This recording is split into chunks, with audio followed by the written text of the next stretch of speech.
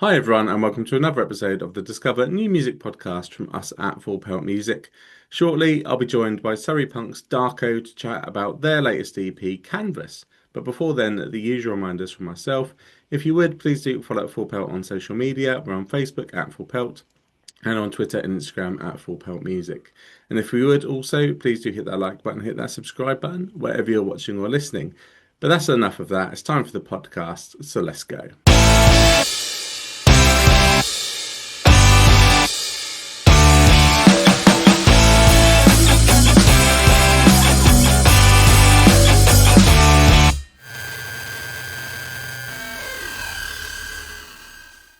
Absolutely delighted to welcome to the Discover New Music podcast. We've got Rob and Tom from Darko. Lovely. How are you both doing this evening? Yeah, very well, thanks, Paul, and very nice to meet you. Very nice to meet you, mate. Yeah, really good. Just got back from tour a day or two ago, and then back on the road on Saturday. So no rest for the wicked. But yeah, Absolutely not. Busy time, as it often is for bands, obviously, as I get them on the podcast, because there's often a release to talk about. And we're going to dive into Canvas shortly, which is the latest EP from the band, which, again, I will plug quite often on this podcast, listeners, if you haven't heard it. And I'd be surprised if you hadn't, if you're listening to this podcast. But if you haven't, go and check it out, absolutely. But before we get into it, we always start off with the same feature, the same segment. And it is obviously the Discover New Music podcast. So there is a hope here that some people are discovering some new music. And actually, they might not be familiar with Darko. And for those people, just to give them a little sort of amuse-bouche little opener for them, we always just start off with what we call the origin story. And it's probably the simplest question we're going to ask. Sounds more grandiose than it is. It is very simply, what is the origin story of Darko? How did you come together to play in this band? Darko's been going for a while now. The It was started about 2010 as a skate punk adjacent band, influenced by the fast bands of the 90s and hardcore bands of early 2000s. And yeah, we were playing a lot. Toured a lot over the 10 years, and then in 2020. When lockdown was descending, Tom joined the band, and that's where our new chapter came about. And anybody listening to us now, to our latest releases and the sound that we've kind of got to hear, this is, with Tom on vocals. The rest of the band pretty much stayed the same. But yeah, this is where we are now. Yeah, Tom is the evolution of Darko, and yeah, obviously it is an exciting time.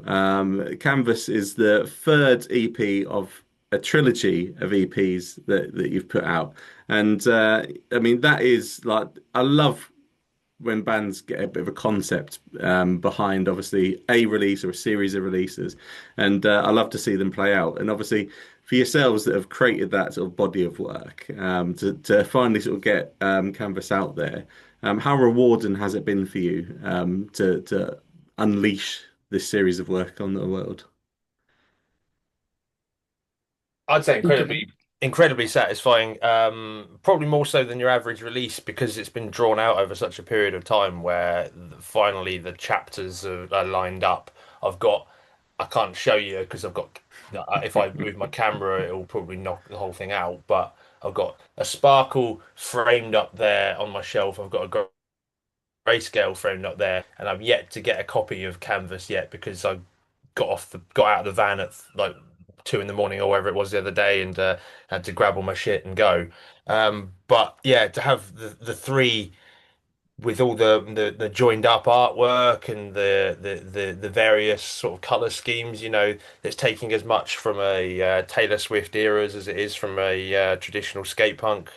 Um, Certainly in terms of the theme, not the music particularly, but yeah, just being able to have these different aesthetics and have these different themes and have these different journeys to take the audience on over the course of the time has been pretty great and pretty rewarding, I think.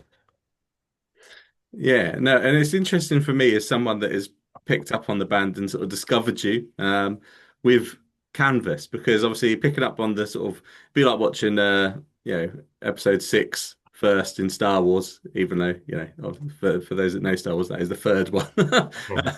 You know, and but Jedi, then not bad. Yeah, yeah, yeah, yeah, no, yeah, that's good. But what are they on about? What's all this previous stuff? yeah, So yeah, obviously yeah, for me, like sitting back and actually going, hang on, I need to check out these other EPs now and yeah. going backwards in time has been quite unique and rewarding for me. Really enjoyed doing it. Good. How have you found, obviously, the reaction from your fans, to the whole trilogy? Particularly if there are others like me that have sort of come in either on the second or the third.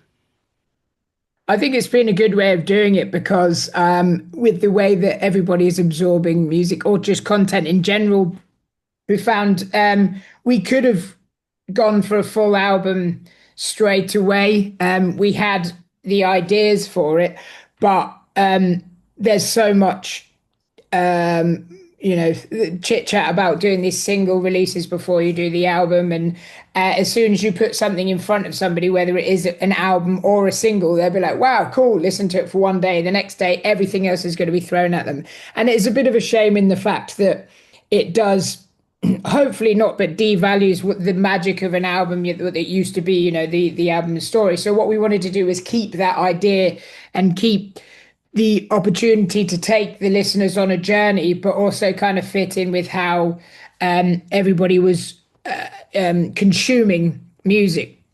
So by doing it in three different EPs, we were able to not only just get used to the process with Will Duff, Glass Sound Studios. He was producing each one. Obviously, Tom had just joined the band, so when we were doing Sparkle, we had all been in studios before and we'd recorded before, obviously, because the band had been going for about 10 years. But in the way that we were working now, that it was a new thing. So by the time we got to Canvas, it was the third attempt, and Sparkle felt good when it was happening. Grayscale felt easier, and Canvas just felt like it was fitting like a glove. So not only did it feel the best release, but it also, yeah, it was a really nice feeling to think that we had this idea from the concept.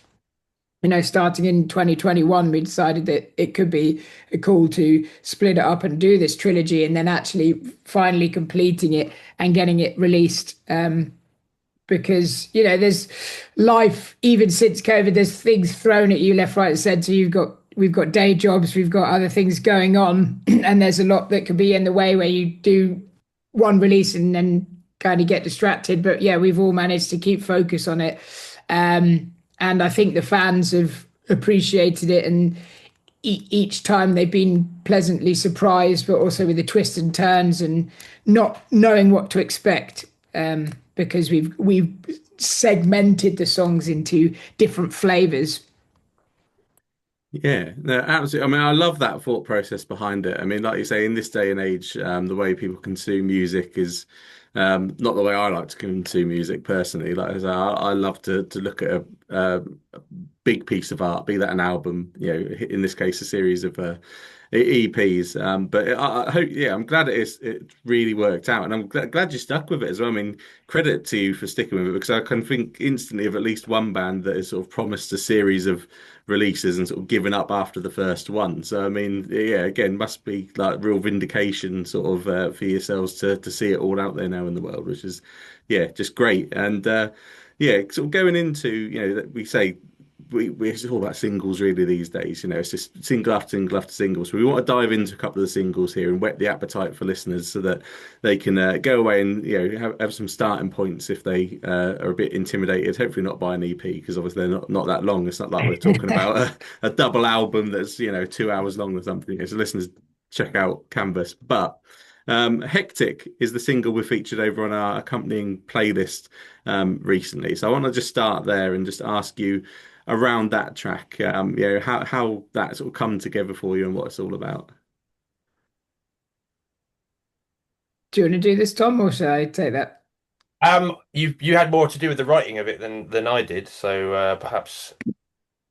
Oh well, I mean, I was definitely involved in a little bit of the writing, but what happened was, so Sparkle as this is a whole body of work, Sparkle came out and it was the progressive EP. Then we followed it with Grayscale. In Grayscale, we were putting all the like really dirty, angry, like Tom's doing death grunts in it. We were pushing like into the metal genre more than we had ever done before, like with beat downs and yeah, just having a lot of fun and having it really, really horrible. And it's just, we the color schemes were grayscale, and we were like, oh, this might be scary for some of our listeners who are more into the pop punk side of things or into the melodic hardcore, but not as metal. But everybody really, really loved grayscale, and we got everybody. I say a lot of feedback was really positive. So by the time we got to the Canvas release. I think it was even Will, our producer, was just like the other thing about Hectic, the single, and its Grayscale predecessor Aggro. It's got Carl, our bass player, on vocals, and again, he's got a really nice angry scream on him, which the listeners really connect to. So Hectic started out being Will's just like, when's Carl going to do another track? And then Chris, our other guitarist, was just like, all right, hold on, give me a minute. And then I think by that evening or by the day after, he had put together the music for it and just did something as horrible as possible. Then we were just left it with Carl to see what he had to say of it. And generally, Carl's laments are, quite everyday problems where he's just got very angry with it and he's got something to say about it. And this one, Hectic, was about his working day. And the Aggro was Hectic was about the school run, taking his daughter to school and being frustrated with the whole process. And yeah, it just turned out super, super angry. We've even like pushed in when we got to the studio, pushing into new metal type vibes with the effects and the vocals. So we were able to kind of experiment with, just have some fun with it. And just the MO for it was be as like as aggressive and horrible as possible. Yeah, no, and it paid out definitely. No, absolutely. It's worth mentioning as well that I had a lot of fun putting the video together for Hectic. If the listeners want to go and check it out, it's on Instagram, and my two young nieces, one age 6 and one age 2. I got them to drive a little car and then imitate Carl's vocals. And that was quite hectic trying to organise two very young children to do stuff, but we got something out of it, which is fun and they engaging. Don't work with children or animals, right? And you managed to do that. Right. Yeah. No, that is definitely the one. I mean, I had to ask about Hectic really as well, because obviously I'd read in the press release around the school run motivation behind the song. And as a parent of 2 kids that I have to do the school runs all the time, I talk about relatability of songs on my podcast quite a lot. And that's probably the most relatable song that I've ever had, because I tell you what, those school runs, I despise them. They are so cringeworthy. You look at the people around, and obviously like the mixture of obviously they're not all horrible. I should say that in case any of them are listening. They can decide whether they qualify under it or not. But obviously you got just like the mix of sort of posers and people that are just all about themselves, and obviously not even paying attention to the fact their kids maybe had a tough day. They're too busy chatting away to like their mates and all this kind of stuff. And I'm just like, oh my God, come on! I'll just grab my kids and I'll just get out of there as quickly as possible. But I'm also glad you touched on videos, Rob, because that's where I'm going next. And regular listeners to the podcast will know that I'm a bit of a music video nerd, as I will call myself. I grew up watching. Talking about school runs, I mean, my mum had to pull me away from the TV to take me to school because I had Krang on, MTV on, Scuzz on. I loved just sitting there and watching music videos. They add a whole new dynamic to, obviously, you got the sort of oral art form of the music, but you can do so much with a video, and it can add so many elements and layers to the music that you're watching. And obviously the video to Hectic was cute, obviously. I enjoyed it, but I was really impressed when I clicked on the video for Override, and obviously looking at what you've done with that. I mean, again, just a sort of stunning piece of art in its own right to accompany the video, so the song, I should say. So, how did you go about putting that sort of concept into practice with the Override video? I don't know that we gave. So the song actually is about like internalized homophobia, growing up as a millennial, and like I guess the guilt of having perhaps not stepped up, or having joined in with it, and just trying to be cool when you're a kid, and then you sort of as you grow up, you sort of wonder what on earth happened to these people who were sort of bullied for just being themselves. So like the concept of it was always to, to unlearn stuff, we'd have to like override the code in our brain and try and sort of, figure out, you know, a better way of thinking and a better way of living. And that I guess like it was evident in the lyrics, but it was never really. I think to make a video about that specifically with actors or a cartoon would have been quite ambitious in its sort of without making it extremely corny, um, without the help of like a very high budget director. There's some great shows out there like It's a Sin and stuff that tackle a lot of these sorts of issues. Um, but the brief we sort of gave to our friend Joe, formerly of the band The Human Project, um, was yeah, I guess to just create something that um, gave the impression of like overriding the code and sort of um, turning things around.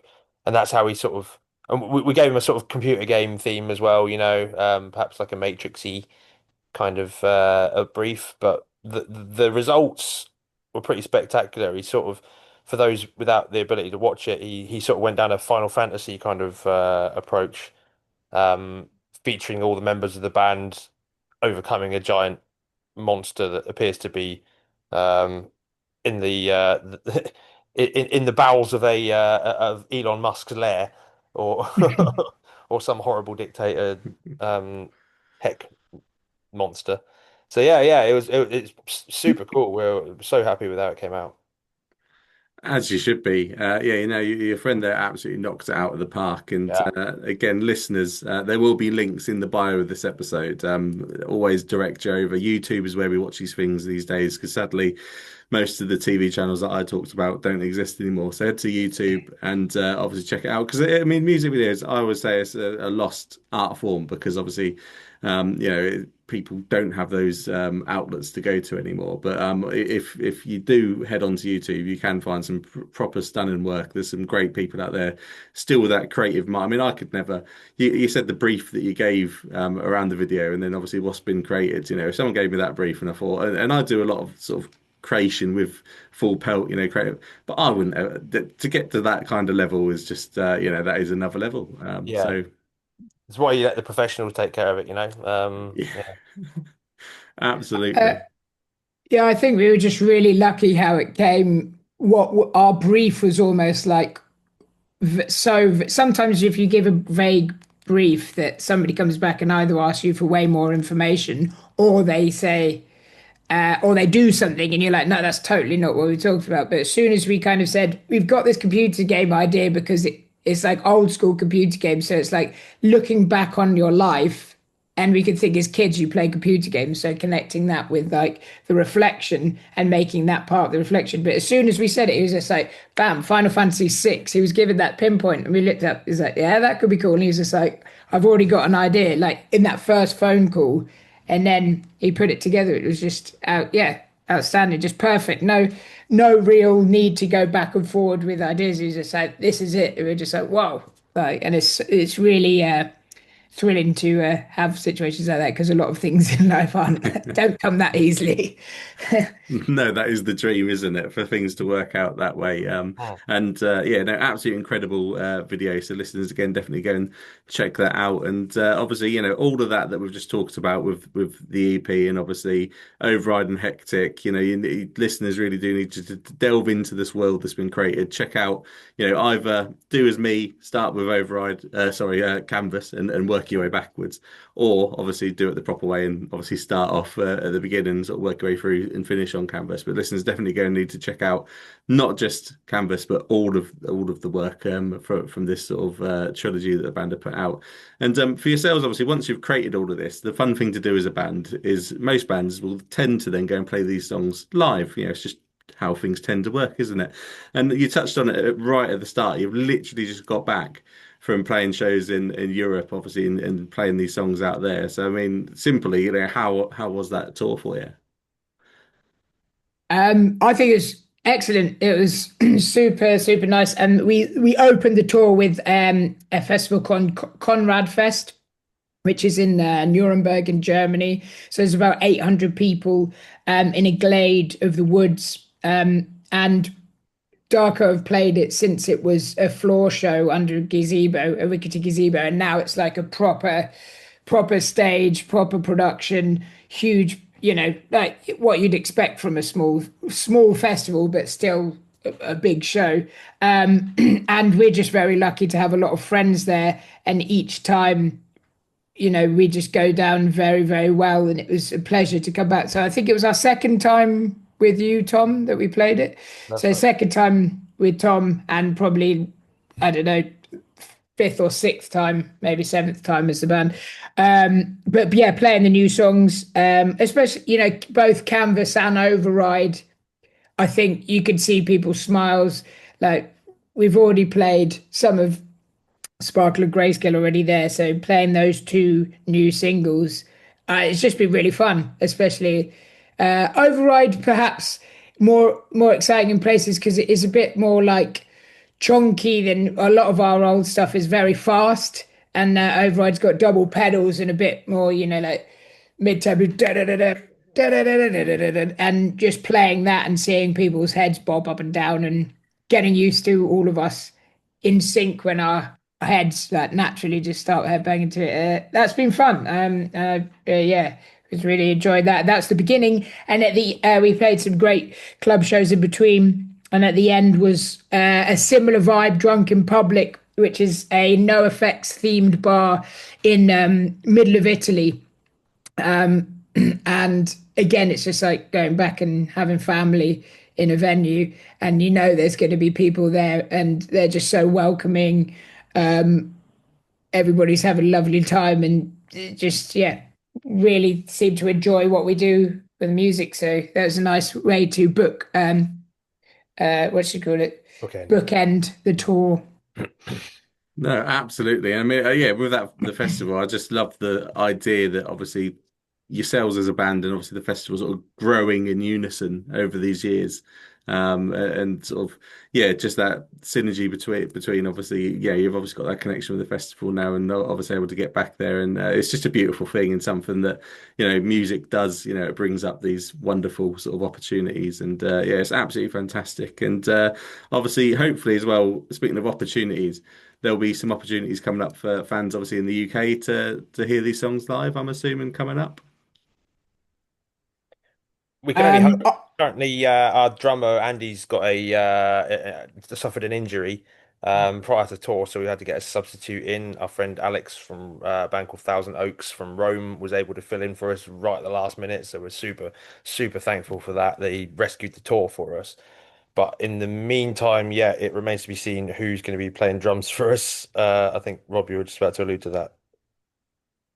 Yeah, I mean, this is going to be tight. We kind of 3 weeks before we left for this European tour, we found Alex, and Alex was amazing. The fact that he learned, the whole set of fairly technical drums, I would say. A lot of people just said no, thanks in that Yeah. time scale.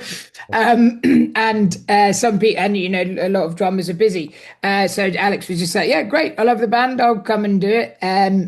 And it was just as a godsend to be able to do that tour. So we have stuff penciled in, but we can't confirm. I saw Andy today, and he is healing, but it's a long process because he's shattered his heel and it's his right foot. So the bass drum pedal is a little bit further down the line, I think. But there's people we can ask. We're not saying never. So it just, not perfect timing for release, but obviously we can still be sharing stuff, and there's a lot to explore with deep diving into the songs, and people can still enjoy it online for now. But yeah, hopefully we'll be able to announce something once we've got our ducks in row when we get back from Slovenia, because Alex, our dep drummer, is going to be playing Punk Rock Holiday with us on Monday, and then we shall start working out how to go on from there. Yeah, I mean, huge credit to Alex for stepping up and doing that. That's a tough gig, and he's obviously done a great job there. So well done to Alex, and obviously, yeah, best wishes for Andy and his heel, because obviously, yeah, that's just a horrible injury for anyone. But yeah, like you say, a drummer as well. Yeah, not good, not good. So hopefully he gets better soon. And obviously, yeah, I always give out the social handles for listeners. I mean, it's a tradition. I'd like to think that they would find you without my help, especially as there are links in the bio again. But they will flash up on the screen, and we've got a lovely underscore to talk about. I love an underscore because I mean sometimes I have to give out 4 or 5 different social handles because obviously the sort of bands have got their name, and then they go right. Let's sort out the socials. Oh no, it's all gone. But you've done a pretty decent job, I'll say. You're on X and Instagram, and it's Darko underscore band, and on Facebook you've lost the underscore, and it is just Darko band. Yeah. And it's Yeah. difficult because there's the American Darko that will go on record as saying that they named themselves about 10 years after we did, but not here to throw beef at anybody. Yeah, like they are, I believe, Darko Band on Instagram, whereas we are Darko underscore band. So anyone looking for us, just be warned, there's another band out there, a US deathcore band that's not us. But, Yeah, I mean, personally, I love an underscore now. I've done hundreds of these podcasts and yeah. given out so many different social handles. Yeah, I never knew there were so many uses for an underscore. But I mean, yeah, Yeah. you've got a pretty good social. So I mean, obviously, listeners, the message from me is follow the band, obviously, to stay up to date with everything that's going to come from them, including obviously any shows coming up in the future. And just to close out the podcast and again whet an appetite for shows in the future. The final segment of this podcast is always the same as the opening segment was. And to close out, we have something called setlist science. So I'm a music video geek. We've discussed that. I'm also a bit of a geek when it comes to set lists. I love to see what bands are playing, what order they're playing it in, how they're structuring that kind of set list, and obviously either changing it up or keeping it the same, and the sort of shows that go around it, etc., etc. And I brought that into this podcast, and basically the question is really simple. And that is, how important to you are the structure of your set lists, and have you got any rules that you tend to follow? Mm, good question. I think it's important that you like peaks and troughs.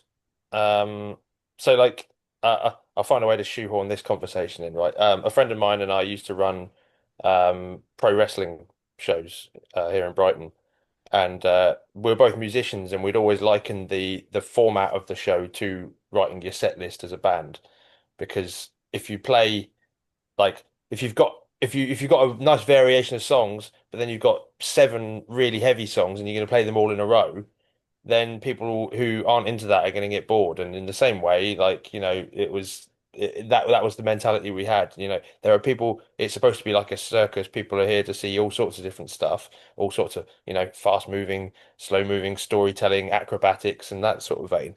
So I guess putting a set list together is a similar sort of thing. If we've got a couple of songs that are really lightning fast paced, particularly like this sort of old classic Darko, it's nice to mix them up with either a heavy song, a different tempo, something to take the audience somewhere else, or indeed somewhere where we can have a pause so I can explain what the song's about, give it a bit of time for a breathing room.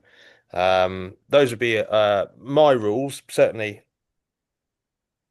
Yeah, I think also what we found when rehearsing our sets is we'll have ideas and then we'll play through the set, and there'll be a fill in set, like in song one, where Andy at the time when he was drumming would be like, let's do that a little bit later so we can warm up. So there's songs where we're all happy to just jump into and feel like they're good for warming up. And there's a couple of songs that when we've started with them and we've tried them live and stuff like that, and kind of as a band we've decided to just be like, oh, that's a bit nicer a bit later on in the set because we're doing ourselves a favor, and then in turn we're doing the listeners a favor because we've warmed up, so we're going to do a nicer job of it. And with the back catalogue from the last EPs as well. It's just trying to get that balance because there's a couple of songs that old fans who come and see us want to hear, and without doing the final countdown first, in the middle, and last.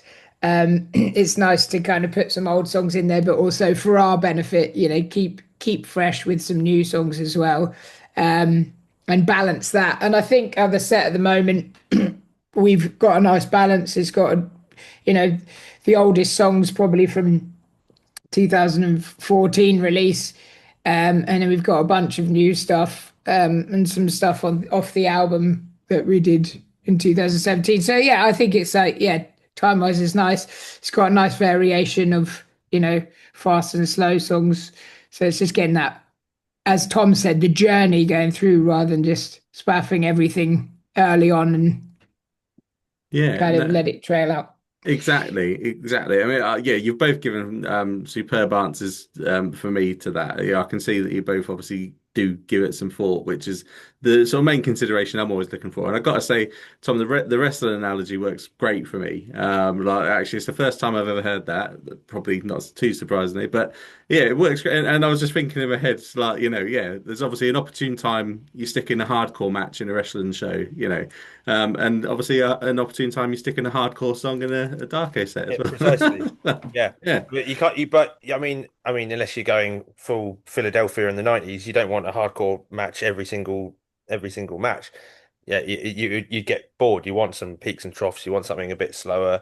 A comedy match, athletics kind of acrobatic kind of thing. And this is it. Like we've got even on the record, it's the same sort of principle where I will start the record with a long-winded song about on the most recent record, for example, um, Dare to Dream is about the way that the Corbyn's Labour was um, rat fucked by the establishment and how young Labour voters were taken advantage of and then thrown out like yesterday's rubbish. A lot of pent up political frustration. Um, and then eventually we end up with Hectic, which is a song about Carl taking his kid to school and the driver's pissing him off. And it's kind of like, actually I chuckle when I say it, but it's vital for the audience to have, different peaks and troughs and places to go and, tones. And as you say, that's the most relatable thing because the message is so clear. So it's kind of necessary, really. Yeah, no, absolutely. Yeah, absolutely love it. All the rest of the analogy, and I can't wait to see your acrobatics when I catch you live at some point as well. You might get a It's high kick, but I've torn a couple of pairs of shorts. I might not be a quite cut out for it. That is an occupational hazard. Get through some shorts. No, absolutely. Yeah, listeners, hopefully all of this conversation here is sort of got you on board Team Darko, and there's a lot for you to check out. Obviously, the singles, the EPs, the music videos. When shows can happen again, obviously coming along to these shows and to drill at home, the best way to stay up to date with that is to follow the band across social media and make sure you're keeping up to date with the guys. So yeah, that is my final message that I will just say to the listeners. But I'd love to give the final message over to the guests. So what would be your final message for the listeners today?